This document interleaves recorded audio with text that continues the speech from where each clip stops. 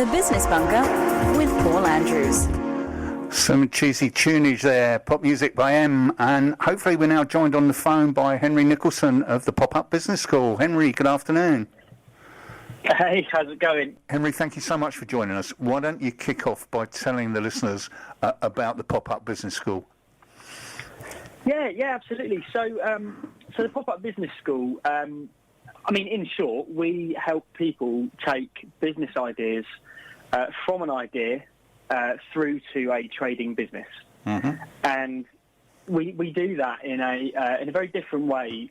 So the traditional way of starting a business, for example, is it's all about writing business plans, working out how much money you need to borrow, borrowing that much money, and then maybe 2 years later, if it all works out, you'll start making some money. Yep. And we sort of looked at that and we went, oh, that doesn't sound very exciting, does it? It's also, sorry to interrupt you, Henry, also, it's not actually very true either in terms of how most businesses actually get off the ground. Exactly right. And it's very old advice, that, and it's classed as traditional, and it's what we're taught in school, it's what society tells us we should do. Yep. And as soon as somebody says, you know what, I'm going to start a business, the first thing anyone tells you is, have you got your business plan? Have you written one? Where are you going to start? Yeah. So at PopUp, we turn all of that on its head, and we look at the stuff that's actually important. Yep. And in short, we help people start a business completely for free. Right. The course is free. It doesn't cost you any money to do. We don't encourage spending money to get the business started, and we definitely don't encourage borrowing money. Yeah, absolutely. Because, funding, business funding in quotation, is just a code word for debt. Yeah. And, especially at a time like this, debt isn't something that anybody needs at all. Absolutely. It's interesting that you say that, because I don't hear that often enough. Funnily enough as well, I operated for a number of years as an angel investor. And one of the things I tried to do with so many startup businesses was to put them off using me at all. Because what you're doing is giving away for very little money, because a startup company has no value, a large portion of a potential business for no real massive benefit other than some debt. So I couldn't agree with you more. Bootstrapping a business is the best way to go. That's absolutely it. And the way we do this, so the way we run, we run 5-day courses that cover everything you'd need to get your business from an idea, or even if you don't have an idea, if you just know that you need to work for yourself, or you don't want to work for someone else, or you just need a little bit of control. Yeah. So what we do is we have a 5-day program. Day one is all about starting a business, starting for free, and we have a dedicated session of 5 ways to get going for free. Right. So how to find the things you need, how to borrow the stuff you need, how to negotiate for the kitchen or the restaurant or the printer, whatever it is that you need to get your business going. Yeah. So, just explain to me again the format. You said 5 days. Is that a 5-day program, or you run 5 separate kind of things? Yes. So it is a 5-day course. So that will be day one. Is all about how you can get going and grow. Yep. Day 2 is all about sales and marketing. And now for us, sales is the number one thing when you're starting a business. Yep. Because if all you're doing is, say we wanted to start a bakery, Paul, so, we start making cupcakes. They're really good. They're the best cupcakes you've ever seen. If we haven't got a customer, if we're not selling those, if we're not making any money, what we've got there is a really, really expensive hobby. Yeah, absolutely. And, until that point that you can start making a sale and then use your customers' money to grow the business, it's not a business. Absolutely. You just have a hobby. And a larger waistline. And a much larger waistline. Tell you what, though, never trust a skinny chef. So day 2 is all about sales and marketing. Day 3, we will show people how to build a website for free. Right. These days, getting online is such a huge part of starting a business or really doing anything. Yeah. If you're not online, you're more or less invisible. So we'll show you how to get a website off the ground. Day 4, the Thursday, is social media. So we'll cover what social channels are currently, active. What are the main ones? How are they used? And then how can we implement that for your business and choose the right ones? Right. Because a mistake I see a lot of small businesses do is that they'll set up a Facebook account, Instagram, Twitter, LinkedIn. They'll do everything. Yeah. But then they'll do none of them particularly well. Yeah, or as you implied, they picked entirely the wrong platform. So exactly. A bookkeeper is going to go on TikTok or something. Yeah. Although, it's a niche audience, I guess. But yes, you're absolutely right. So it's a big part of figuring out which one or two are going to be the ones that you're absolutely going to own. Yeah. And that's where you're going to become the expert. That's where you're going to own the space. Yeah. And everything in between. And then the Friday is usually a little bit shorter. Friday, let's have a long weekend. But Friday is all about, it's actually my favourite day. It's the tax, the company structures, the financial bits, and, spreadsheets and fun things. That would be my worst day. Well, I think for most of us that first start in business, that is our worst day for all of us, because none of us really start in business to do admin, do we? But of course, once you've been in business for a while, you suddenly realise just how important it is, understanding your cash flow, understanding your VAT returns, understanding all the stuff that you don't particularly want to understand, but it is actually the bedrock of running a proper business. Yes, 100%. 100%. And actually, in business, especially in small business, there are 3 columns, and I guess I would call them the trinities of management. Right. Sounds very posh. It's just a bar graph. But what you've got, you've got the product or the service in one column, and that's what you do. So that's our cupcakes. Yep. So baking, we absolutely love. And what you do is you measure this based on excitement. So if we've got column 1 is the product, we've got 100% excitement because we love baking and that's what we do. The second column is selling it. And it's funding the business, and it's having those conversations with customers, telling people how much it is, all that kind of stuff. Usually, people are not very excited about that. It's quite a difficult thing to get used to or to enjoy, at the very least. So we lower that down. So what you see there is you've got a full bar graph of the passion, the thing that excites you. Yep. You've then got not as much, a little bit, but not as much around selling it. And then you've got the admin and control and the finance, and usually that's really, really low. Yep. Unless you are a bookkeeper or an accountant, then usually that's the thing you like. That's your passion. Yeah. Exactly. Yeah. So what we do at PopUp is, we sort of address all 3 of these things, and we talk about this in the course as well. But unless you've got a level of all 3 of them or a way of doing them, it's really easy to fall apart. Because, as a small business, as creatives, because as entrepreneurs, we are creative people, we want to spend all of our time doing the business, making the product, sewing the clothes or, doing whatever the business is. But actually, the challenge then is that we need to spend as much time selling it so that we can keep doing it. Yep. And then we need to make sure that all of our books are in order so that we can continue to do it forever. Yeah. So it's those trinities of management. They're quite an interesting thing to dive into. Sure. Because that will give you some really big clues as to what we need to work on. Can I ask you a question there, Henry? What your experience is of talking to people that are looking to start businesses with the sales process? My experience over many years is that, especially in the UK, I've lived and worked in the US where it's different, but in the UK we seem to shy away from sales. You don't. In America, you can do a degree in sales at a university. Here, there's no such thing. So we tend to, as a society, not look very fondly on sales, and most people kind of struggle with sales. It's not something they like doing. I just wondered what your experience was of dealing with startup businesses, and how they respond to that need to sell. Yeah, it's a really interesting one. So we run courses in the States as well, and it's really interesting you mentioned it because you're right. It is a totally different culture, totally different. They're very direct, and I think one thing we're really good at here is being very British about things. It's oh, would you mind awfully if like we love to give people the option to say no, and actually we expect people to say no most of the time. But that's why you'll see there are people that you just cannot say no to, and that's usually because they're so direct,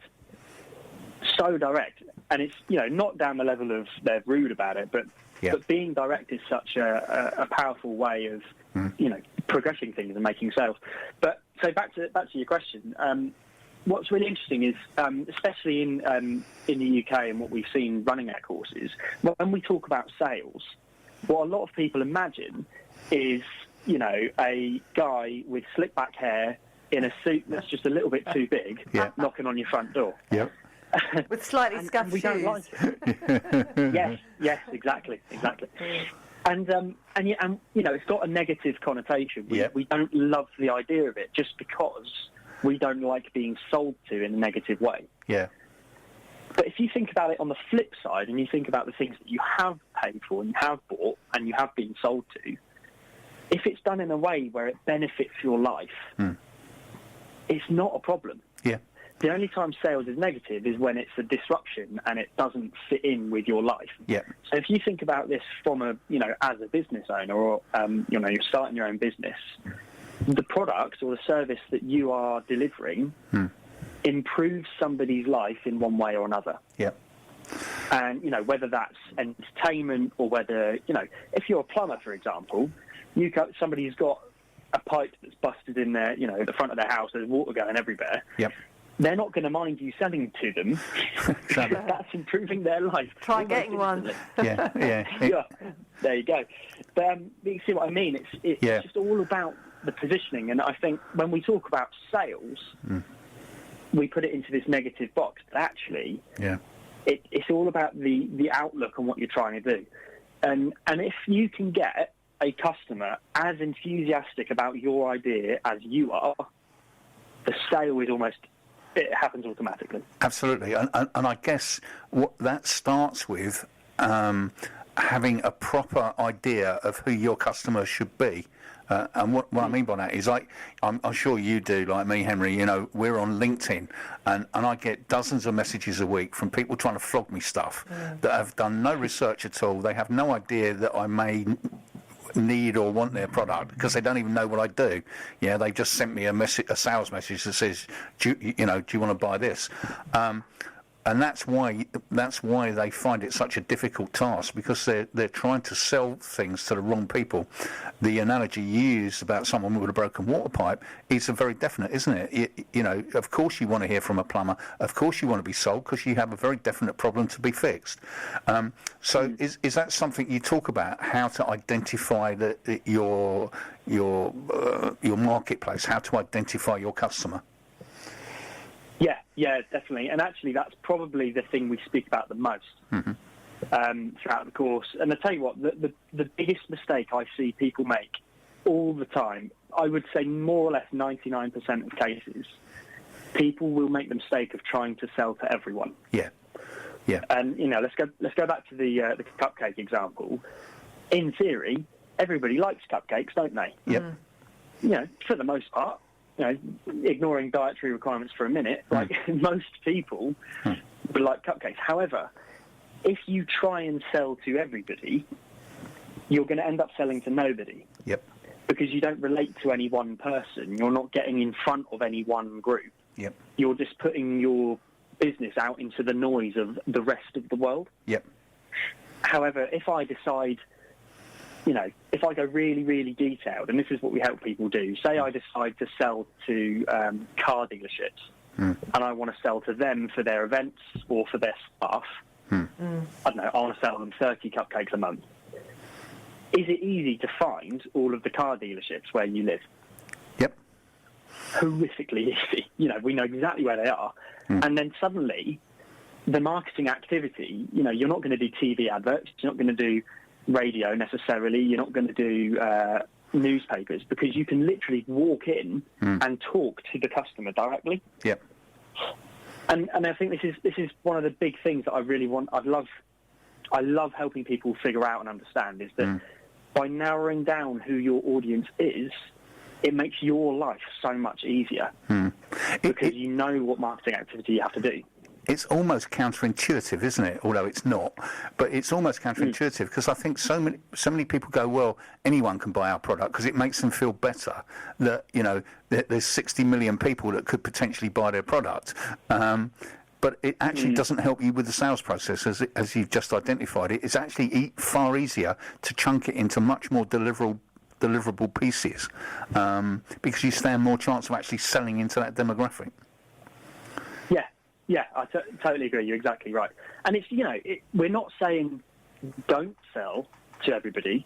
All we're saying is you need to just be really specific of who you want to hit first. Yeah. Because, you know, say, for example, my target market, complete broad generalisation, is women between the age of 30 and 40 who work in a certain sector and drive a certain car. Yeah. If, you know, Dave from round the corner who drives a different car and works in a different sector says, actually, can I buy one? Yep. I'm not going to say no.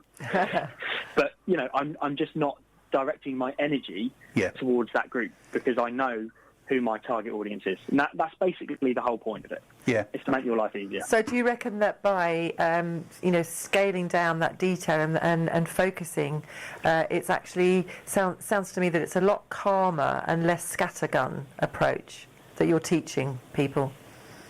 Yes. Absolutely.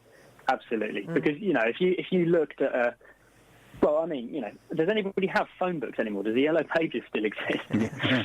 Like, do you remember how thick the Yellow Pages used to be? Yeah. They were huge. You know, you used to use those to reach the top shelf in the kitchen. Yeah. Like, if you get one of those out, put it on the desk, that is who you're saying you're going to ring. You're going to call everybody in that phone book. Yeah.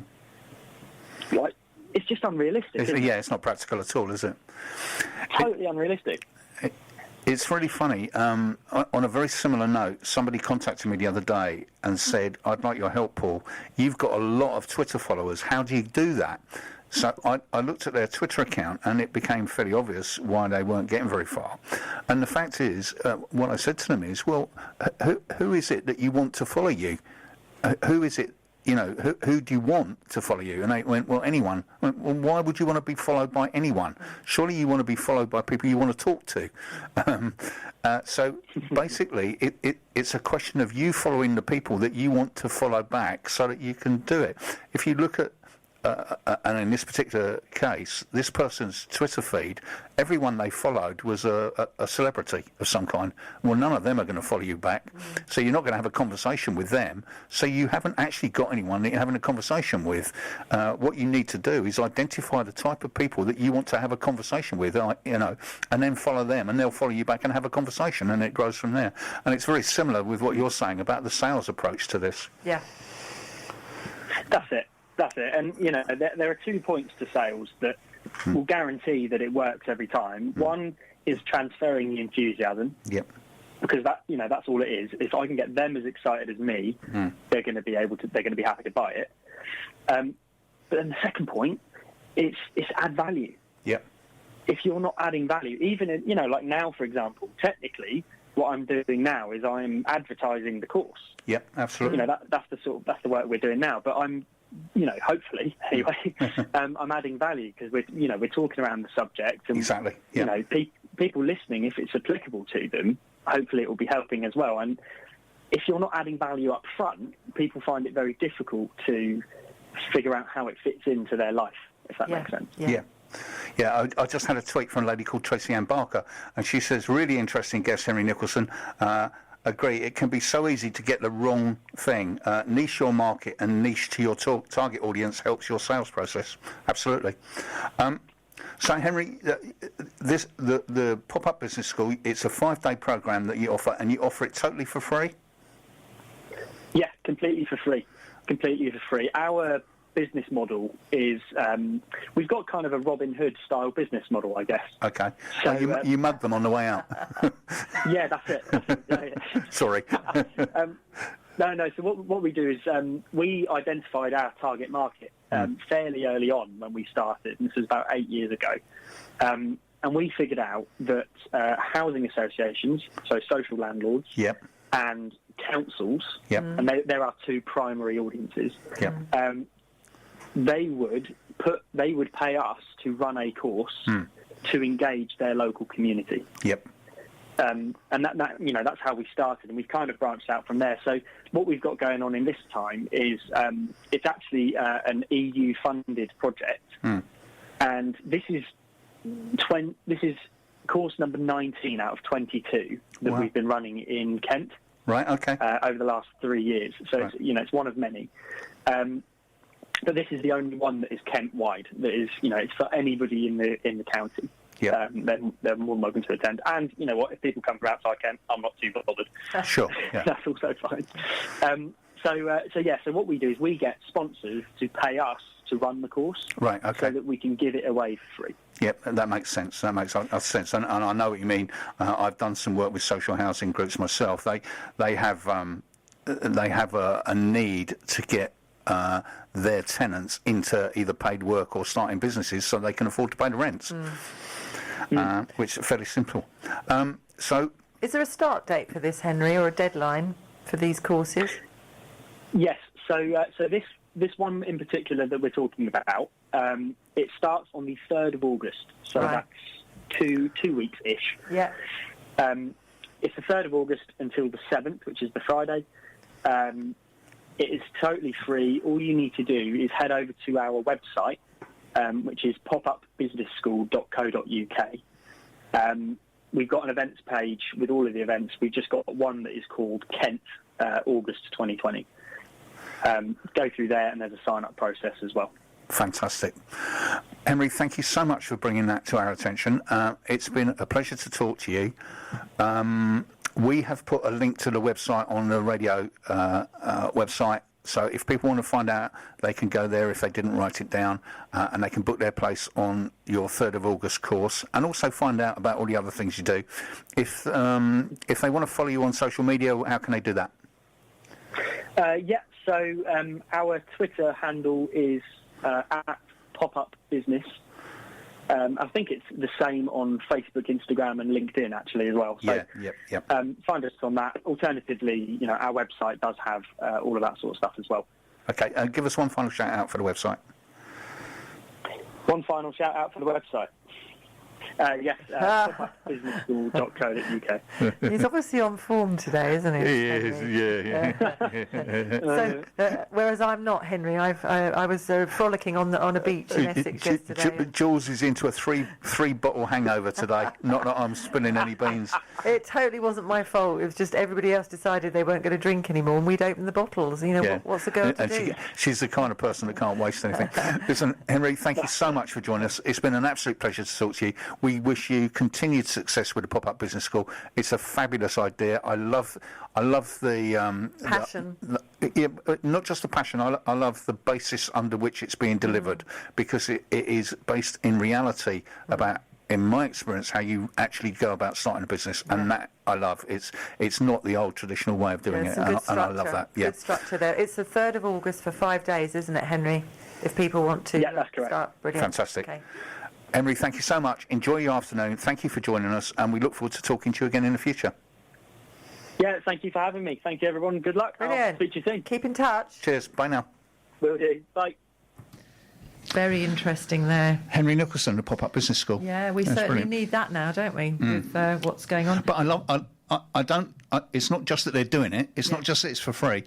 As I said, I like the ethos of the course. About bootstrapping it, about focusing on the things that need focusing on, he's pared it right focusing on down. sales, focus on your demographic, focusing on your administration, your cash flow, your budgetary management, all the things that we don't like doing, but you have to do to run an effective And the business. social media and the website. And then social media and websites and all the other things that go along with marketing. Takes, all Yeah, of that. exactly. It's- But if you do it right, it pays you Yeah. dividends. Yeah. It's people that half do it or get it wrong or don't put enough effort into it. Tell you what, I could do with a cupcake now. After all. Yeah.